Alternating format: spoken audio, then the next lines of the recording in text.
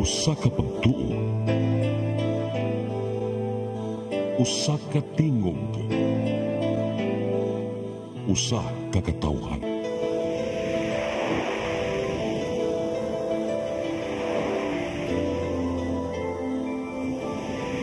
Cebu Catholic Television Network.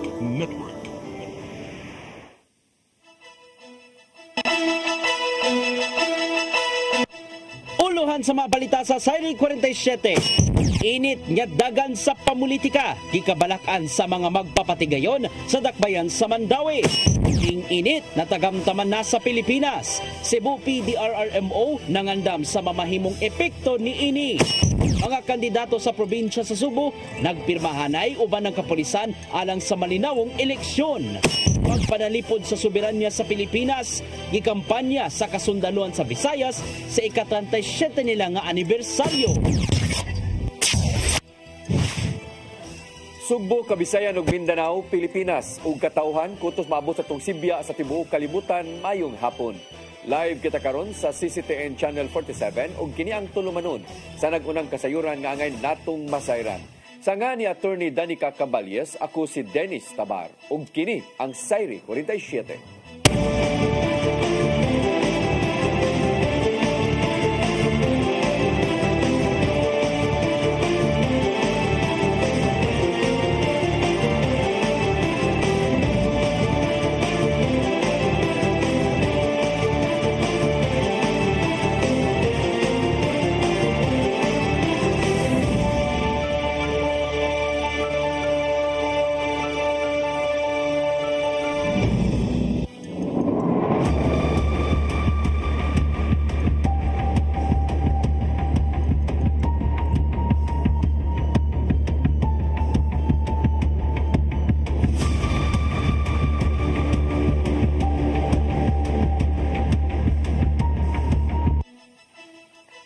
Ug karon sa kumpletong detalye sa atong mga balita, Pilipinas kinahanglang mudawat sa pipila ka mga konsiderasyon gikan sa International Criminal Court aron tugutan ang interim release ni kanhi Presidente Rodrigo Duterte suma pa sa ilang tingpamaba.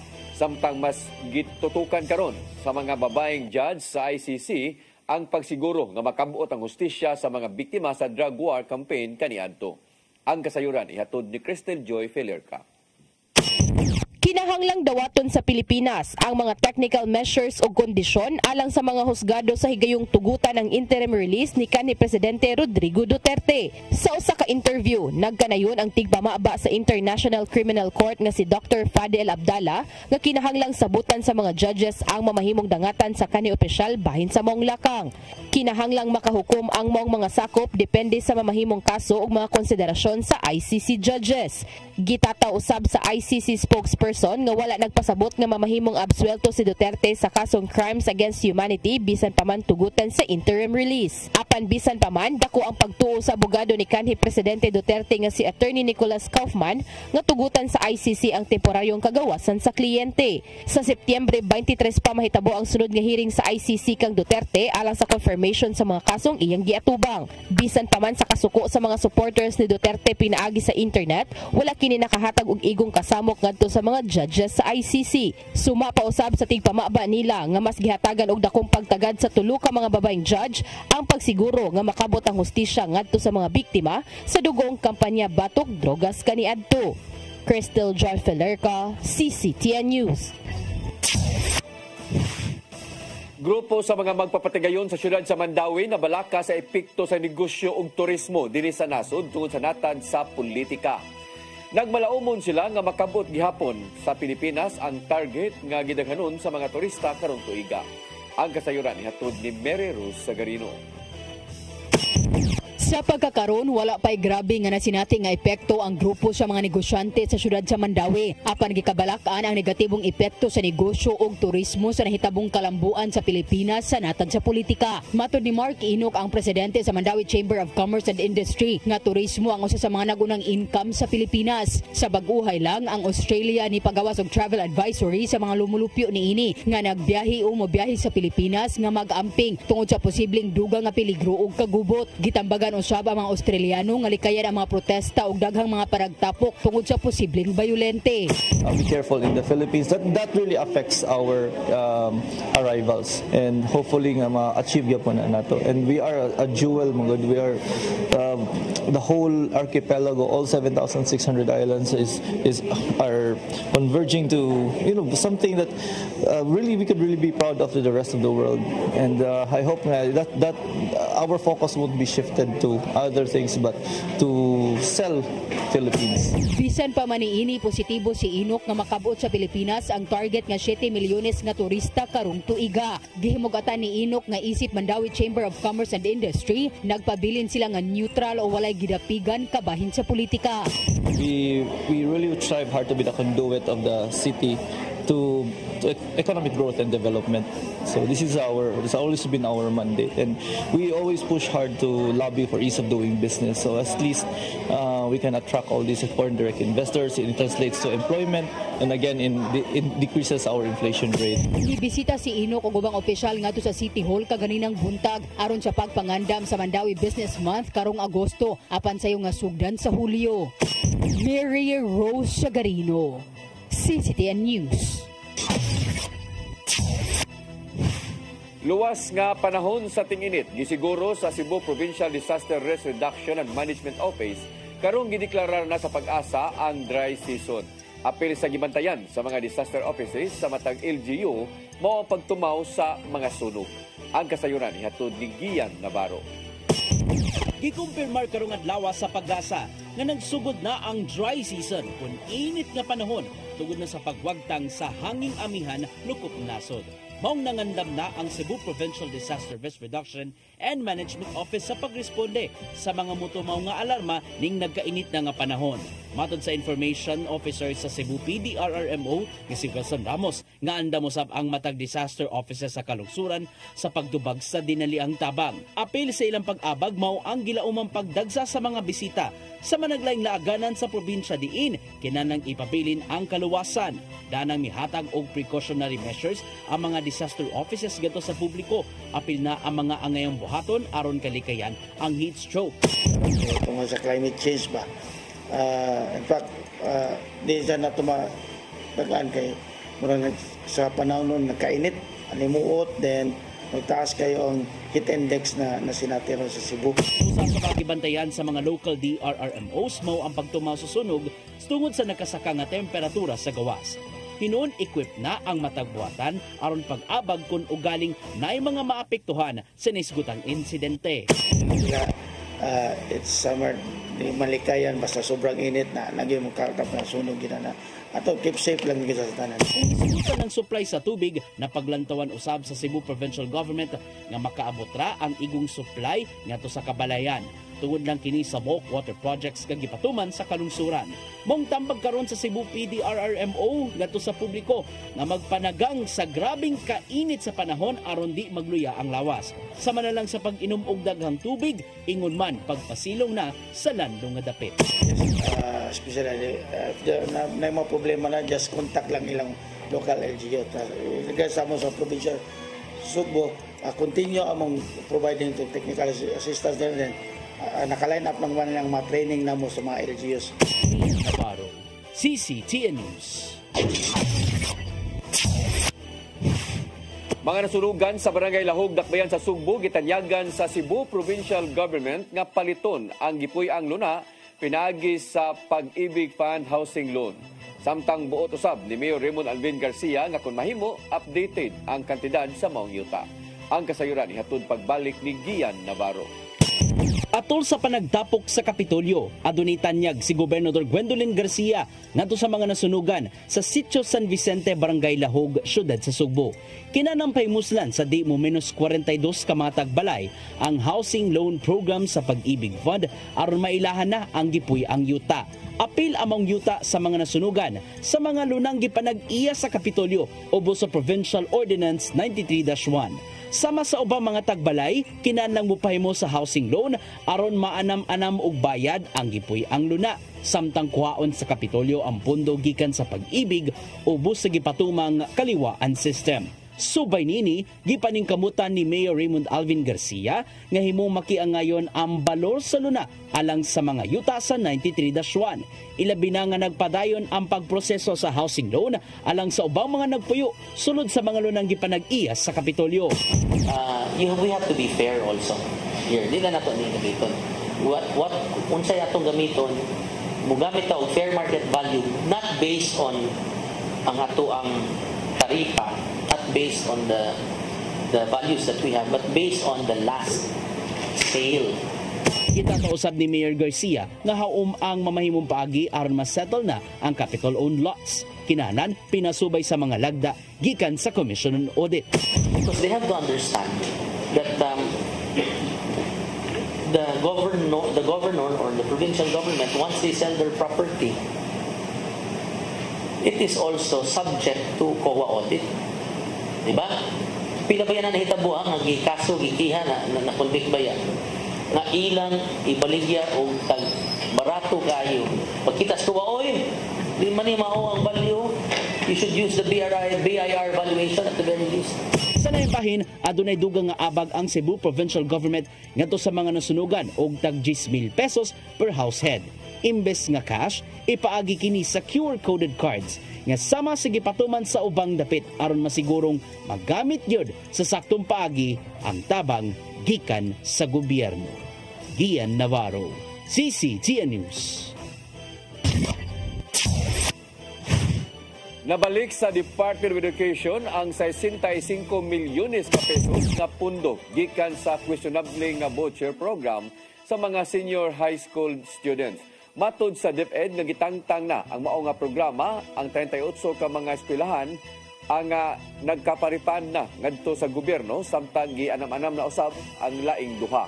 Gikan kini sa 54 ka mga tunghaan sa gitangtang nga DepEd alang sa senior high school voucher program. Isyuhan usab sa ahensya ang final demand letter ngadto sa 14 ka mga eskwelahan aron dili na mag-atubang o mamahimong silot nga ipahamtang. Matod ni Secretary Sani Angara nga gitinguha sa DepEd nga mas sulbad kadugayan ang isyu sa questionable nga pagpatuman sa voucher program ngadto sa mga tinun-an sa senior high school.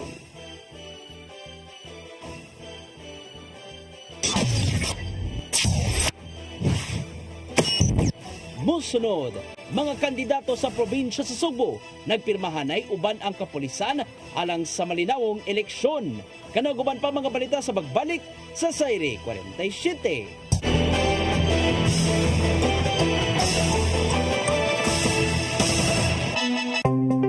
Discover the beauty of the Philippines.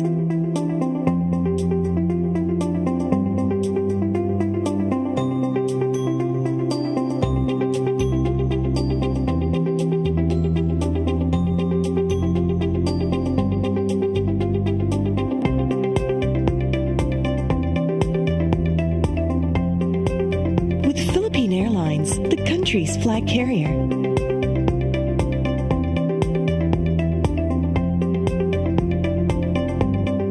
The airline that lets you feel the warmth of the nation.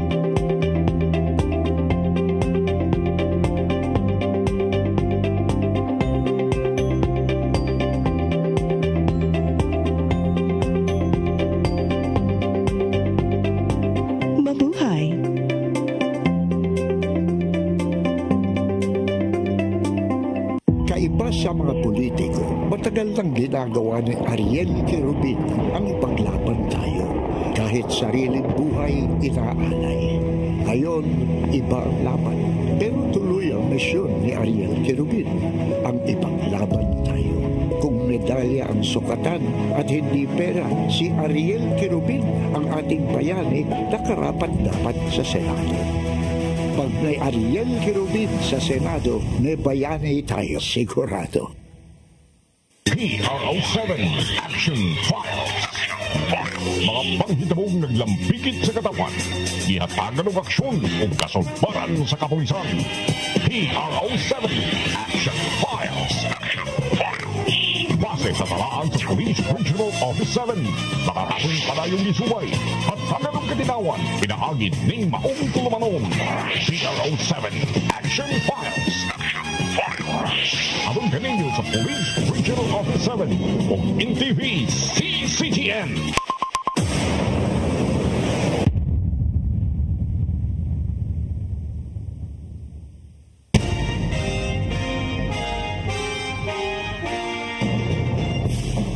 Gabriel Flash Elorde.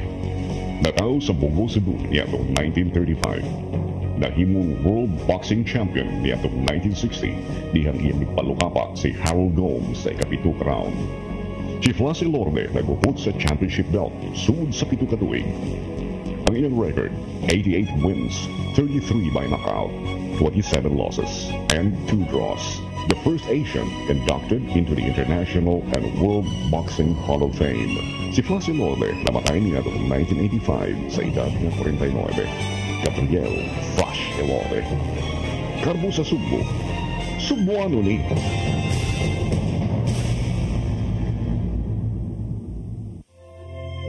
Ang kinabuhi puno sa hagit. Sugbil na ka, Dria! Ay, pag-inarte! Pagdita ka! Puno sa pangutana. Bata pa gani ka kayo? Nagpuyab-puyab na ka? Kinsa man ako ang masakitin ako din ay karoon na kinsa! Kung si Buti mo'y pasabot na di. Puno sa luha. Pagpili pa, ako nga imong anak o kanay imong mga babae. Kasuko. Yung ano pa? Ano mo itang ka ni Papa? Apan bisan mangit-ngit pa ang imong kalibutan, aduna pa'y nagpahiping kahayag. Aduna ka pa'y kasumbungan. Mga laman, hanap na. Dear Tatay, Tunog na unlod na. Nganong handungan. Wailain paagi aron masabtan nato ang Biblia. Kinahanglan nga doon na tayo relasyon kang Isus. Hangtod sa layan natong panaguban, kagang salamat siya. Tunog na unlod na.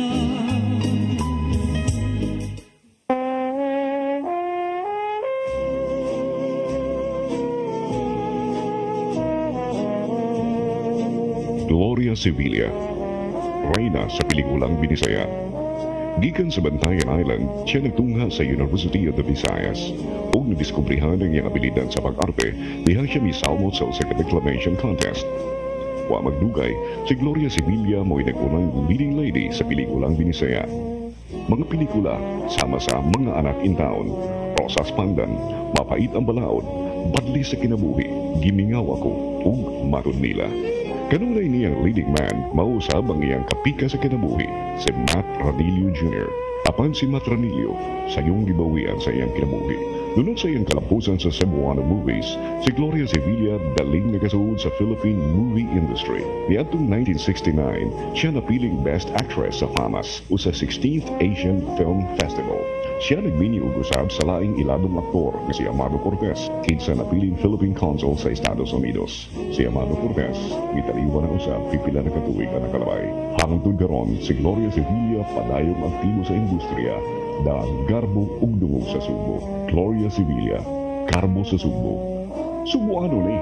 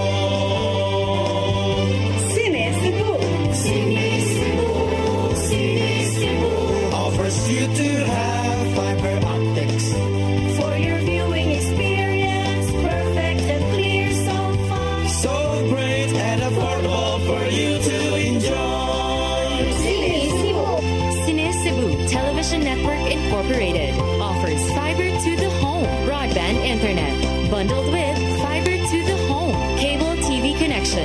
Cines Cebu Television Network Incorporated with its operation in Metro Cebu and the whole province of Cebu soon. And affordable for you to enjoy. Cines Cebu. I am the God that healeth thee. I am the Lord, your healer. I sent my word and healed your disease. I am the Lord, your healer. I am the God that healeth thee. I am the Lord, your healer. I sent my word and healed your disease. I am the Lord, your healer. I am the God that healeth thee. I am the Lord, your healer. I sent my word and healed your disease. I am the Lord, your healer. I am the God that healeth thee. I am the Lord, your healer.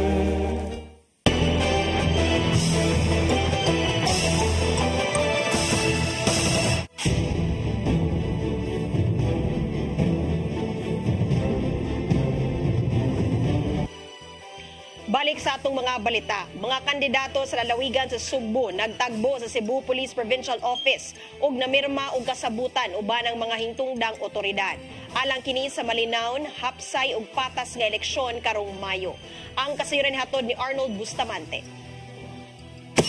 Tulog ka adlaw sa nilipang pagsugod sa kampanya sa mga lokal nga kandidato ang kapulisan sa probinsya sa Sugbo sa pagpangulo sa komisyon ng eleksyon. Milusan og peace covenant signing alang sa mga magpapili sa lalawigan sa nagsingabot nga piniliay sa Mayo 12, 2025. Kini aron pagsiguro nga makabot ang malinawon, hapsay, luwas, matidud-anon ug patas nga eleksyon pinagi sa pasalig sa mga kandidato nga magsugod kanila ang pagpangampanya nga patas silang kaatbang. Ang mga kandidato nga mitambong og milagda og peace covenant mao sila nga Pamela Baricuatro o Valeriano Hingco nga magpapili pagka-gobernador, Joselito Ruiz sa pagka-vice-gobernador, samtang sa pagka-board member gikan sa 2nd District mao sila si Odysseus sa Camarillo, Dayson Lawrence Lagun sa 3rd District, Jenny Armamento, Nelson Mondigo, Frederick Salazar ug Kerry Kian Shimura sa 4th District, Adrian Pelones sa 5th District, Dayson Lawrence Lagun ug Alfred Francis Wano sa 6th District o Lorenzo Lorono sa 7th District. Sa pagka-kongresista mao sila nga Karen Hope Garcia sa 3rd District,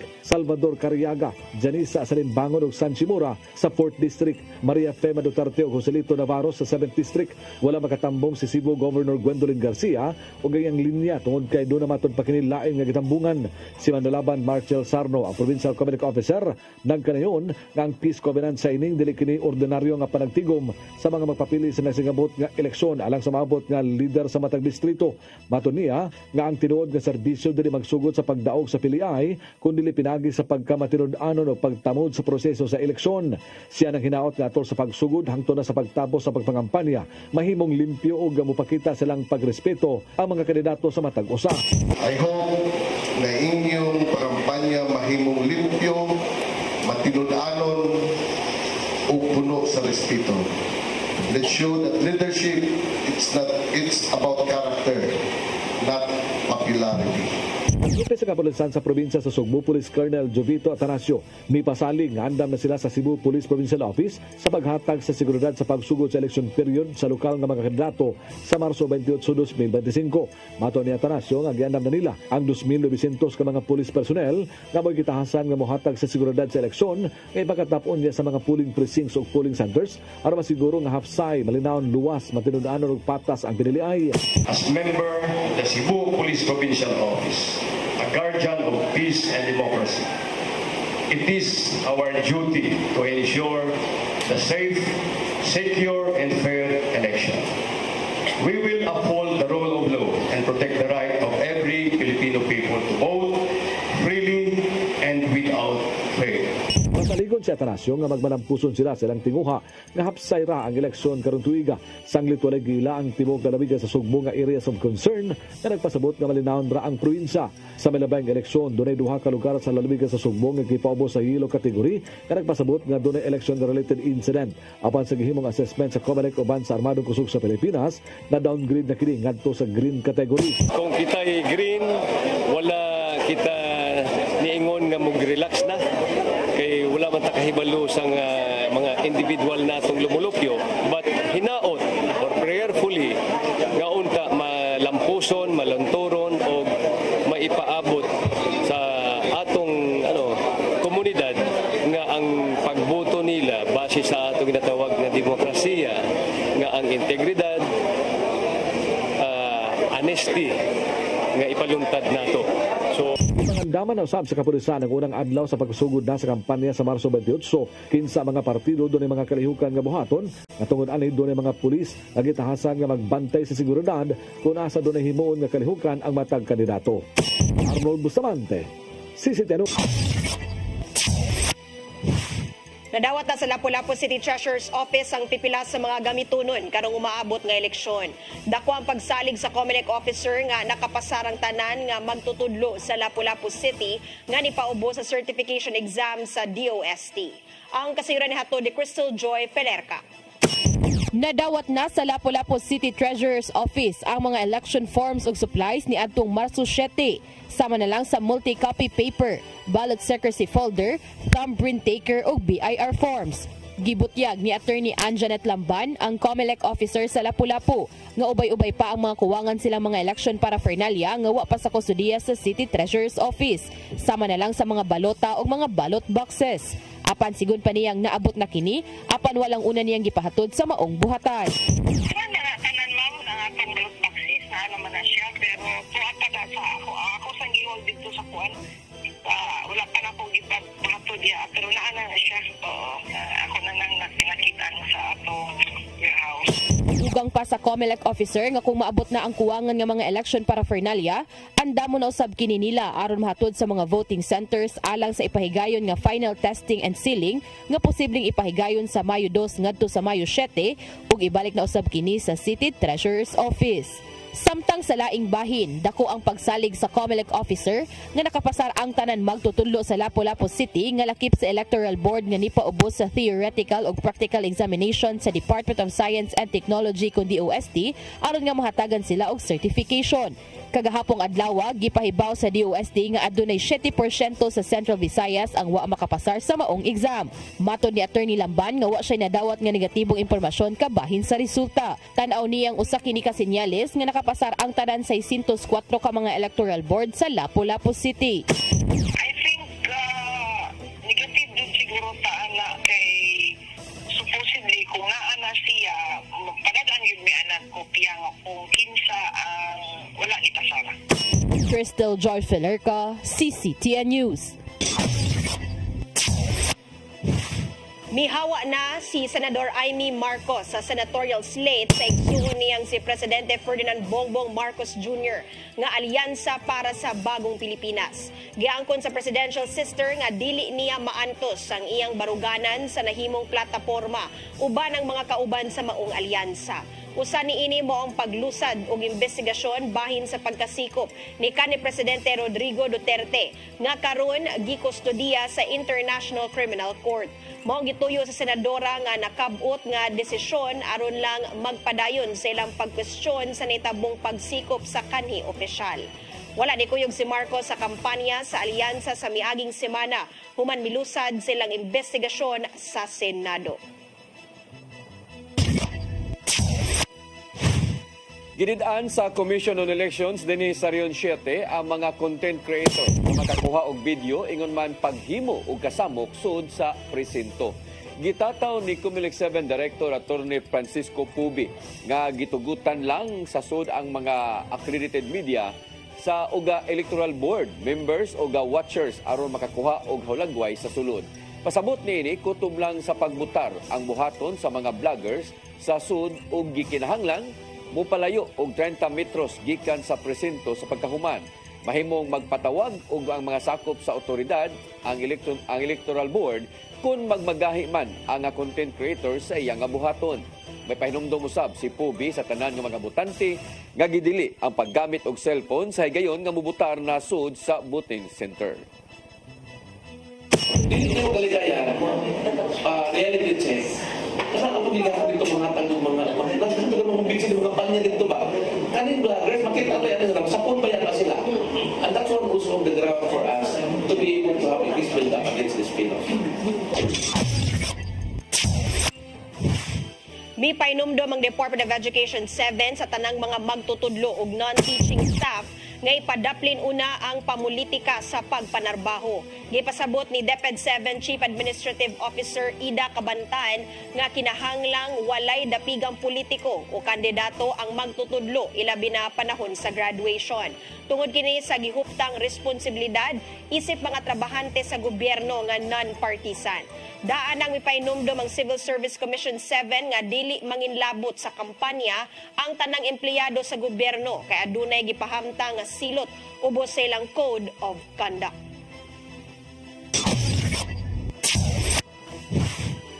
Mandawi City Traffic Board bihangyo sa mga kapitan nga kung mahimo dili magbutang og tent sa karsada. Sumapa sa ilang kadagkuan nga nakabalda ang maong butang sa dagan sa trapiko. Ang kasayuran ihatod ni Mary Rose Sagarino. Usa sa mga gituki sa Mandawi City Traffic Board ato sa ilang meeting kaganinang buntag ang reklamo kabahin sa tent nga nabutang sa karsada. Matud ni Hil Rituya ang pangu sa Traffic Enforcement Agency of Mandawi kun team nga aduna sila'y nadawat nga mga issue kabahin sa mga tent nga nag-ali sa karsada sama sa haya ug ubang aktibidad sa barangay. Gihangyo nila ngadto sa mga liga ng mga barangay nga ipaabot ang apilar ngadto sa mga kapitan. Honestly, grabe kay interference manigod. It will practically impede the flow of traffic yun. Yeah. When you speak of kanang mga ingon ana nga mga activities nga naay gipangbutang nga tent, normally ana especially if naana siya sa kanang highway gid, guba gid ang traffic mo nang mag-deploy gini. Usa sad ana maguba sad among setup kay mag-deploy naman mig additional reinforcement. Gihangyo ang mga kapitan nga mugahin og espasyo sa kapilya o sa barangay hall alang sa mga haya labi na sa mga residente nga walay dakong hawan. Matud ni Rituya nga sagad sa mahitabo ang mga residente nga nagpuyo duol sa karsada kung adunay haya magbutang sa tent sa bahin sa dana. Kung manggali walay laing opsyon, giplano ang pagpakigtigom sa mga kapitan pagsabot kung mahimo dili sa tibuok siyam ka adlaw. So di mo na mag-set mig parameters pila lang ka adlaw among i-allow ug kung mahimo kung pwede ba nga kanang during the day tangtangon na ibalik ini kagabi kunya kinahanglan nga dunay reinforcement no nga personnel sa ilahang BPSO ba. Kung kinahanglang magbutang og tent sa karsada, giawhag ang barangay sa pagpakatap og tanod aron moasister sa traffic ug masiguro ang kalawasan sa mga nagtambong sa haya.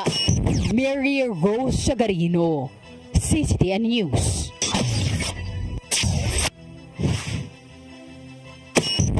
Mosunod, pagpanalipod sa soberanya sa Pilipinas, ikampanya sa kasundaluhan sa Visayas sa ika-37 nilang anibersaryo. Kanaguban pa mga balita sa magbalik sa Sayri 47.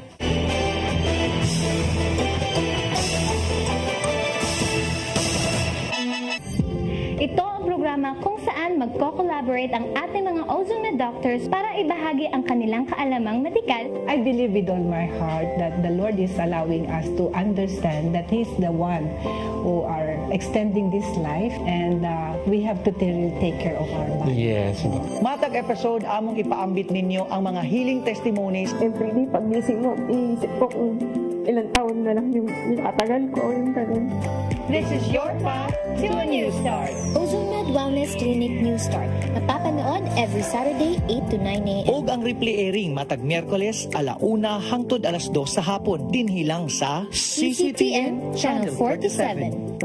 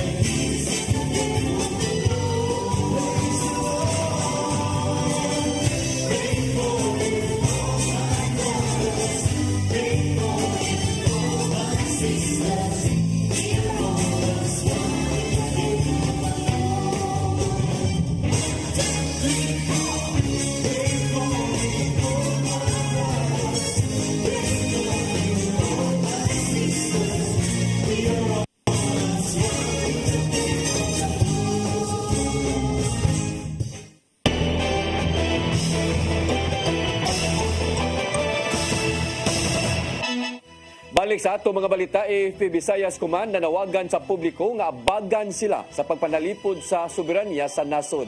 Sentro sa ilang ika-37 nga anibersaryo mo ang baruganan sa gobyerno kalabot sa West Philippine Sea. Ang kasayuran ihatod ni Gian Navarro. Gipalanog sa Visayas Command sa Armed Forces of the Philippines ang baruganan sa gobyerno bahin sa pagpanag-iya sa West Philippine Sea. Kini ang nimo nilang tema sa ika-37 nilang founding anniversary sa ilang buhatan. Mong tuyong mipaygayon ng Viscom o photo exhibit o static display sulod sa SMC side sa Southward Properties Dakbayan sa Subo nga mulanat hangtod na sa tulo ka adlaw. Makita sa usa sa mga exhibit ang dokumento nga nagpamatuod sa pagpanag-iya sa West Philippine Sea nga mao ang Pilipinas. Matod sa Information Officer nilang si Lieutenant Colonel Israel Galorio nga apel sa responsibilidad nga gipatuman sa mga sakop sa AFP Viscom mao ang pagpasabot sa publiko bahin sa giilogang kadagatan ug ingon man nganong gipanag-iya gihapon kini sa Pilipinas. So kung nakikita nyo doon sa first board pa lang, yung mga photos natin, doon yung makikita na yung first board, kinukwento niya yung legal victory natin sa West Philippine Sea, our victory dun sa arbitral tribunal. Gawa sa exhibit, gipakita nga to sa mga mall goers ang mga serbisyong gipadangat sa kasundaluhan. Gikan kini sa pagresponde kung naay mga alarma, rescue operations, tactical operations ug uban pa. Samtang tapuson ang maong mahinungdanong kalihukan pinaagi sa AFP Visayas Run nga mahitabo karong Sabado sa kaadlawon. Panawagan karon ni Galorio nga to sa katawhan nga abagan sila sa pagpanalipod sa kaugalingong dagat sa Pilipinas.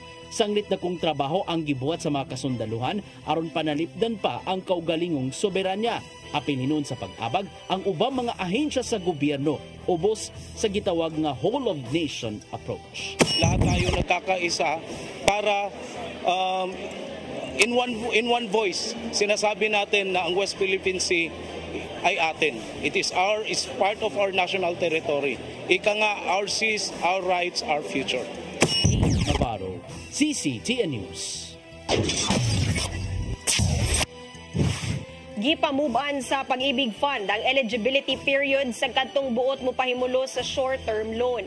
Gikan sa kaniadtong 24 ka buwan, himuon ng 12 ka buwan ang tingbayan. Ang kasiren hato ni Crystal Joy Pelerca. Dili na kinahanglang maghuwat og duha ka tuig ang mga miyembro sa Pag-ibig aron nga maka short-term loan tungod kay subay sa bag-ong polisiya. Mamahimo nang mag short-term loan ang kadtong mga miyembro nga 12 pa lang ka buwan nga naghulugan og monthly savings. Kini ang gipahibaw ni Marilyn Acosta, ang Chief Executive Officer sa Pag-ibig Fund, ato sa Pag-ibig Stakeholders Accomplishment Report Visayas for the year 2024 nga gipahigayon ni adtong Marso 21. Subay kini sa bag-ong naaprobahan nga polisiya sa Pag-ibig Fund Board of Trustees nga mas pamuban ang eligibility period sa miyembro nga kwalipikado ang maka-multipurpose loan o calamity loan.